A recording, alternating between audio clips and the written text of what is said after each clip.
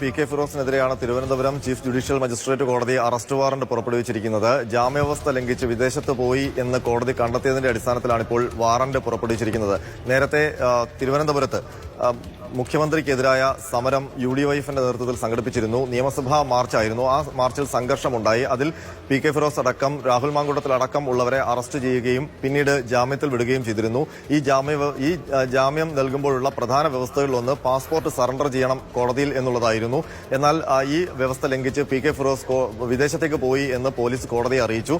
അങ്ങനെ കോടതി അഭിഭാഷകനടക്കം വിളിച്ചു വരുത്തി ഫിറോസ് എവിടെയാണെന്ന് ചോദിക്കുമ്പോൾ പി കെ ഫിറോസിന്റെ അഭിഭാഷകൻ തന്നെയാണ് പറഞ്ഞത് പി കെ ഫിറോസ് ഇപ്പോൾ തുർക്കിയിലാണ് എന്നുള്ളത്. ഇതോടെയാണ് ജാമ്യാവസ്ഥ ലംഘിച്ചു എന്ന് കോടതി കണ്ടെത്തിയിരിക്കുന്നത്. ഇതിന്റെ അടിസ്ഥാനത്തിലാണ് അറസ്റ്റ് വാറന്റ് പുറപ്പെടുവിച്ചിരിക്കുന്നത്. വളരെ ഗൌരവതരമായ സംഭവമാണ്. അങ്ങനെ ഒരു നിർദ്ദേശം കോടതിയുടെ ഭാഗത്തുണ്ടായിട്ടും അതിനെ ലംഘിച്ചുകൊണ്ട് വിദേശത്തേക്ക് പോയി എന്ന് പറയുമ്പോൾ അത് സ്വാഭാവികമായും കോടതിയിൽ നിന്ന് നടപടി നേരിടുന്ന ഗൌരവതരമായ വിഷയമാണ്.